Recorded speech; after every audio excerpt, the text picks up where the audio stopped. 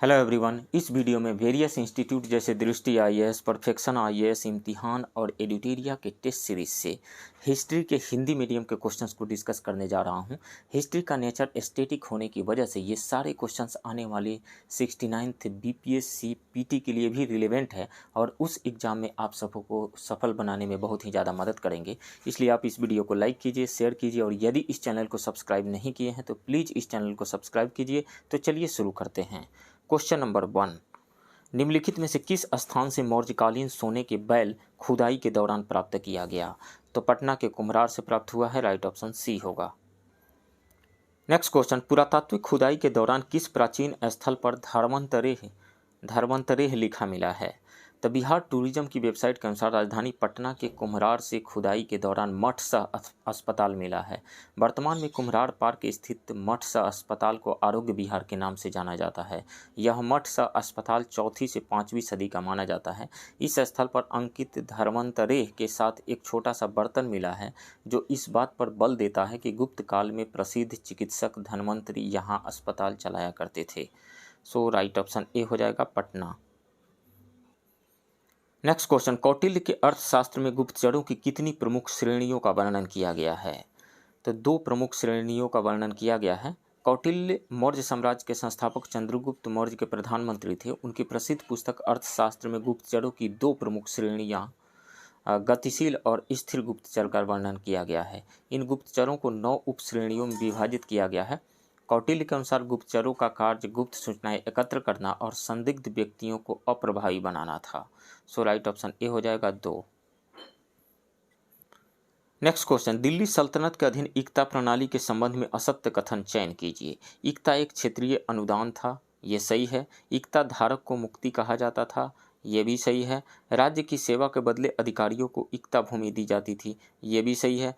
मुक्ति इक्ता की आय का स्वामी होता था, नहीं।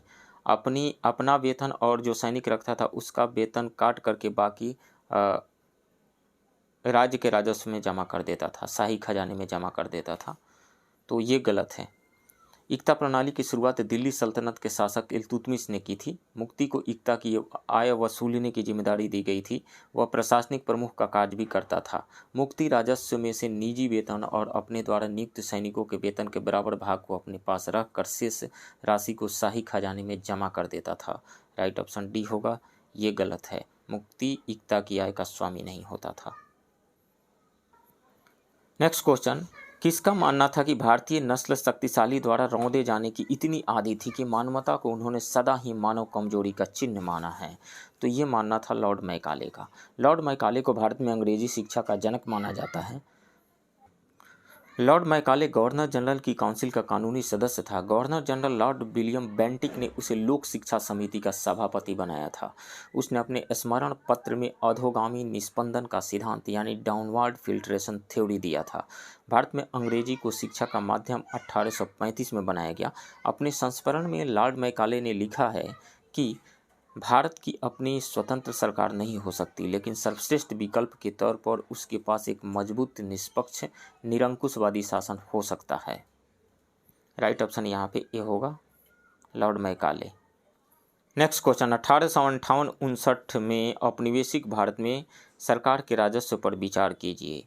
सरकार की कुल आय का 50% भू राजस्व से प्राप्त होता था, ये सही है। अफीम पर शुल्क एवं नमक पर बिक्री कर आय का 24% था, ये भी सही है। आयकर, तटकर एवं उत्पाद शुल्क से आय 25% था, नहीं 12% था। 1858-59 में आयकर, तटकर एवं उत्पाद शुल्क का कुल राजस्व में हिस्सा 12% था। प्रथम विश्व युद्ध के पश्चात भू राजस्व 20% हो गया। आयकर, तटकर, उत्पाद शुल्कों तथा कर का हिस्सा 50% से अधिक हो गया। विश्व युद्ध के समय भारतीय सेना सरकार के राजस्व संसाधनों का 34% हिस्सा उपभोग करती थी। राइट ऑप्शन ए हो जाएगा, 1 और 2। 1 और 2 सही है, तीसरा गलत है, 12% था। Next question, Congress socialist party की स्थापना कहाँ हुई थी?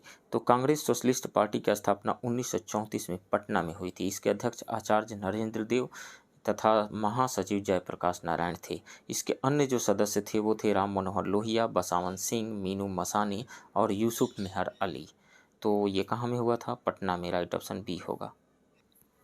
नेक्स्ट क्वेश्चन, भगत सिंह की फांसी के तुरंत बाद किस स्थान पर कांग्रेस का अधिवेशन आयोजित किया गया जहां गांधी और अन्य नेताओं का विरोध किया गया था?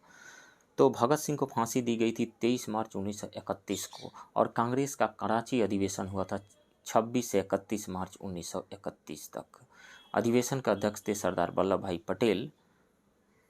तो कहाँ पे हुआ था? कराची में हुआ था। राइट ऑप्शन सी होगा। नेक्स्ट क्वेश्चन, पूना समझौता पर इन दो नेताओं ने हस्ताक्षर किए थे?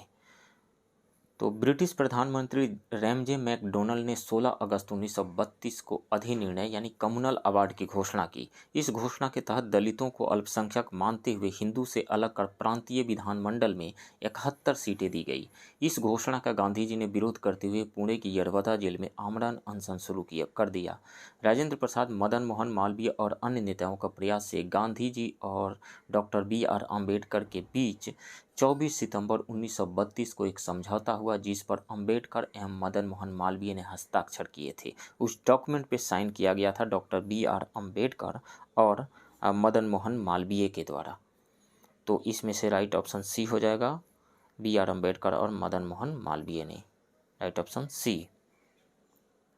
इसके तहत दलितों के पृथक निर्वाचन मंडल को समाप्त कर दिया गया और व्यवस्थापिका सभा में अछूतों के स्थान हिंदुओं के अंतर्गत ही सुरक्षित रखे गए। इसके अलावा प्रांतीय विधानमंडलों में दलित वर्गों को 147 सीटें आवंटित की गई थी। नेक्स्ट क्वेश्चन, लाहौर अधिवेशन 1929 का लाहौर अधिवेशन में पारित पूर्ण स्वराज का निम्न में से क्या सही अर्थ था? तो पूर्ण स्वतंत्रता, केवल पूर्ण स्वतंत्रता, डोमिनियन स्टेटस नहीं था, विदेश एवं वित्त मामलों को छोड़कर स्वतंत्रता नहीं, पूर्ण स्वतंत्रता था, केवल एक। राइट ऑप्शन ए होगा। नेक्स्ट क्वेश्चन, जालियांवाला बाग हत्याकांड के लिए जिम्मेवार माइकल ओडायर की हत्या कब और कहाँ हुई थी? तो ये हत्या हुई थी उधम सिंह के द्वारा लंदन में 1940 में। लंदन में 1940 में। राइट ऑप्शन डी होगा।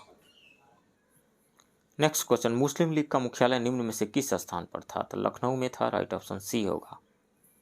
नेक्स्ट क्वेश्चन, वर्ष 1905 में बंगाल का विभाजन किन दो प्रांतों के रूप में किया गया था?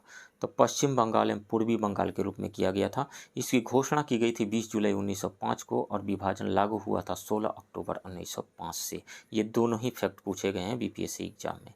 राइट ऑप्शन सी होगा। नेक्स्ट क्वेश्चन, मौर्य काल में प्राच्य या पूर्वी प्रदेश की राजधानी निम्नलिखित में से कहाँ थी? तो प्राच्य या पूर्वी प्रदेश की राजधानी पाटलिपुत्रा में थी। पाटलिपुत्रा। राइट ऑप्शन बी होगा। तक्षशिला कहाँ की राजधानी थी? तक्षशिला जो है उत्तरापथ की राजधानी थी। तोसली कलिंग की राजधानी थी और उज्जैनी अवंती की राजधानी थी। नेक्स्ट क्वेश्चन, प्रथम जैन संगीति की अध्यक्षता किसने की थी? तो प्रथम जैन संगीति का आयोजन पाटलिपुत्रा में हुआ था स्थूलभद्र के अध्यक्षता में। स्थूलभद्र। राइट ऑप्शन ए होगा। नेक्स्ट क्वेश्चन, चंद्रगुप्त द्वितीय विक्रमादित्य के नवरत्नों में कौन एक शामिल नहीं था? तो कालिदास शामिल थे, धन्वंतरी भी शामिल थे, बराह मिहिर भी शामिल थे, लेकिन हरिसेन शामिल नहीं थे। हरिसेन गुप्त शासक समुद्रगुप्त का दरबारी कवि था। हरिसेन प्रयाग प्रशस्ति का लेखक है। चंद्रगुप्त द्वितीय के जो अन्य नवरत्न थे वो थे शंकु, शपणक, बरूची, बेताल भट्ट, हट्टकरपर और अमर सिंह। नेक्स्ट क्वेश्चन, प्रथम संगम की अध्यक्षता निम्न में से किसने की थी? तो प्रथम संगम का आयोजन स्थल था मदुरई और इसकी अध्यक्षता अगस्त ऋषि ने की थी। अगस्त ऋषि। राइट ऑप्शन बी होगा। द्वितीय संगम का स्थान था कपाटपुरम और उसके अध्यक्ष थे अगस्त ऋषि एवं तोल्कापियर। और तृतीय संगम का स्थल था मदुरई और उसके अध्यक्ष थे नकीरर। नेक्स्ट क्वेश्चन, पुराणों का अध्ययन करने वाला प्रथम मुस्लिम कौन था? अल-बरूनी था। राइट ऑप्शन बी होगा। अल-बरूनी इतिहासकार के साथ साथ खगोल विज्ञान, भूगोल, तर्कशास्त्र, औषधि विज्ञान, गणित तथा धर्म का ज्ञाता था। अल-बरूनी 11वीं सदी में महमूद गजनवी के साथ भारत आया था। अल-बरूनी की प्रसिद्ध रचना है तहकीक-ए-हिंद।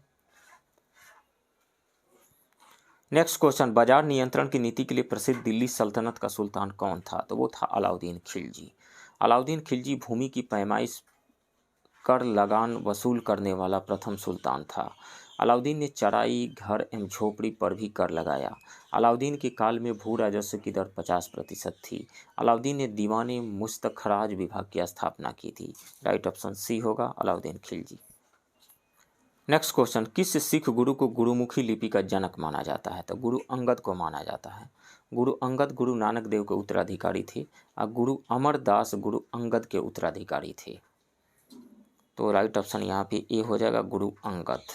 गुरु रामदास को अमृतसर की स्थापना का श्रेय जाता है। गुरु गोविंद सिंह सिखों के अंतिम गुरु यानी 10वें गुरु थे और इन्होंने ही खालसा पंथ की स्थापना की थी। नेक्स्ट क्वेश्चन, हुमायूंनामा की रचना किसने की थी? तो हुमायूंनामा की रचना बाबर की पुत्री गुलबदन बेगम के द्वारा की गई थी। गुलबदन बेगम, राइट ऑप्शन बी होगा। नेक्स्ट क्वेश्चन, दक्कन के वायसराय का खिताब प्राप्त हुआ था निजाम उल मुल्क आसफ जाह को। निजाम उल मुल्क आसफ जाह को, राइट ऑप्शन डी होगा। निजाम उल मुल्क आसफ जाह ने 1724 में हैदराबाद राज्य की स्थापना की थी। औरंगजेब के बाद के नवाबों में उसका महत्वपूर्ण स्थान था।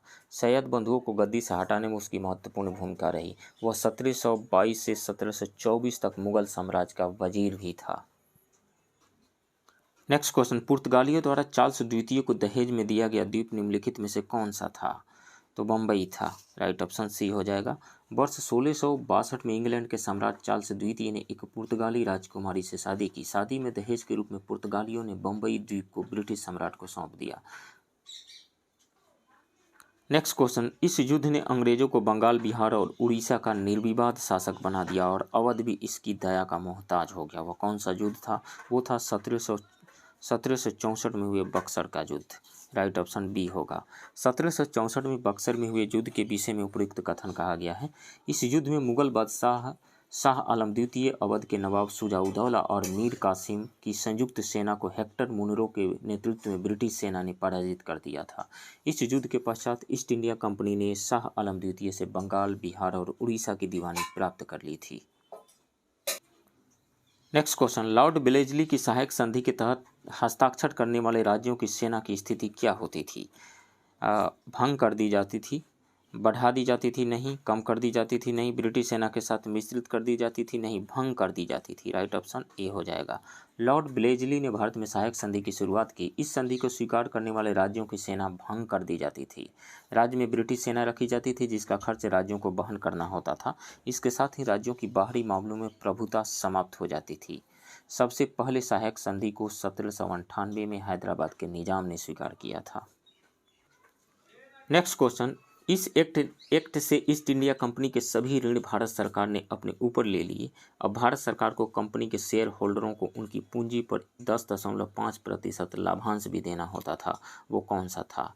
तो 1833 का चार्टर एक्ट था, राइट ऑप्शन डी होगा।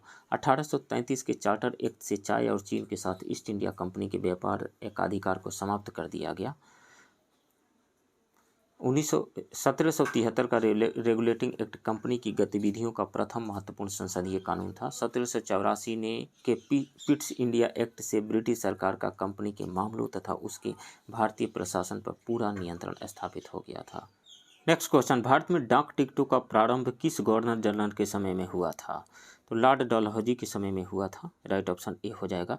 लॉर्ड डलहौजी के समय में और महत्वपूर्ण जो कार्य हुए थे, रेल सेवा का प्रारंभ हुआ था 1853 में। कलकत्ता एवं आगरा के मध्य प्रथम तार सेवा की शुरुआत हुई थी 1853 में। पेशवा के पेंशन की समाप्ति हो गई थी 1853 में। विधवा पुनर्विवाह अधिनियम पारित हुआ था 1856 में। और हड़प की नीति का जन्मदाता भी माना जाता है लॉर्ड डलहौजी को। नेक्स्ट क्वेश्चन, निम्न में से किस वर्ष तक भारत में नागरिक सेवा की सभी नियुक्ति ईस्ट इंडिया कंपनी के निदेशक करते थे? तो वर्ष 1853 तक ईस्ट इंडिया कंपनी के निदेशक द्वारा ही भारत की नागरिक सेवा की सभी नियुक्तियां की जाती थी। ब्रिटिश संसद द्वारा चार्टर एक्ट 1853 के माध्यम से यह व्यवस्था की गई कि अब नागरिक सेवा में सारे प्रवेश प्रतियोगी परीक्षाओं के द्वारा किए जाएंगे। इस समय भारत में लॉर्ड डलहौजी गवर्नर जनरल था, राइट ऑप्शन सी हो जाएगा 1853 तक। नेक्स्ट क्वेश्चन, 19वीं सदी के पूर्वार्ध में सामाजिक एवं सांस्कृतिक जागरण के मुख्य नेता या आधुनिक भारत का प्रथम नेता कहा जाता है?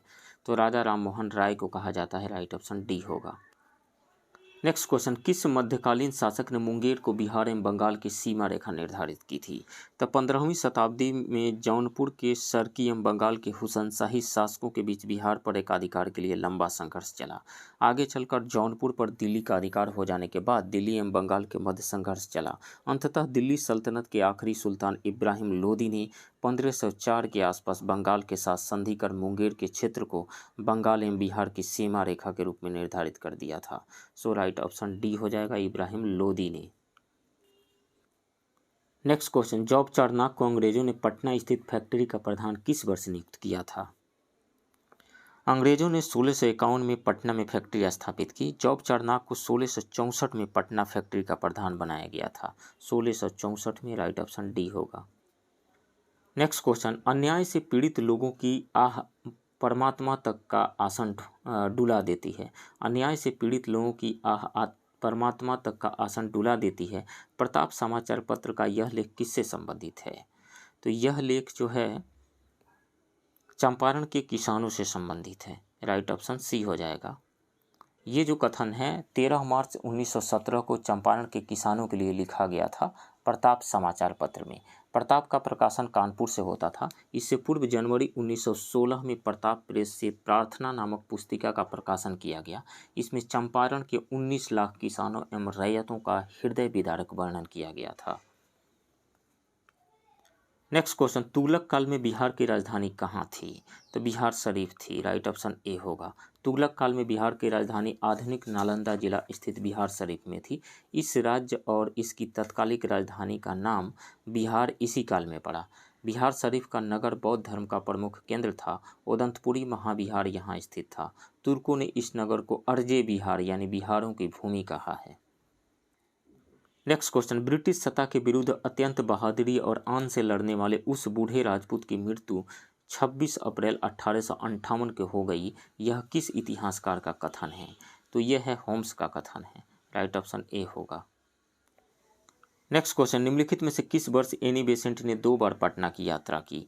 तो 1918 में एनी बेसेंट पटना 2 बार आई थी, 18 अप्रैल और 25 जुलाई को, होम रूल आंदोलन को दिशा प्रदान करने के संबंध में। इन यात्राओं के दौरान एनी बेसेंट ने बिहार होम रूल लीग के सदस्यों के साथ संवैधानिक सुधारों संबंधी प्रस्तावों पर भी विचार विमर्श भी किया था। सो 1918 हो जाएगा। Right option B. तो फ्रेंड्स, ये रहा वेरियस इंस्टीट्यूट के टेस्ट सीरीज से हिस्ट्री के हिंदी मीडियम के क्वेश्चन का डिस्कशन। आप बने रहिए इस चैनल के साथ। मिलते हैं किसी दूसरे वीडियो में। तब तक के लिए थैंक यू वेरी मच।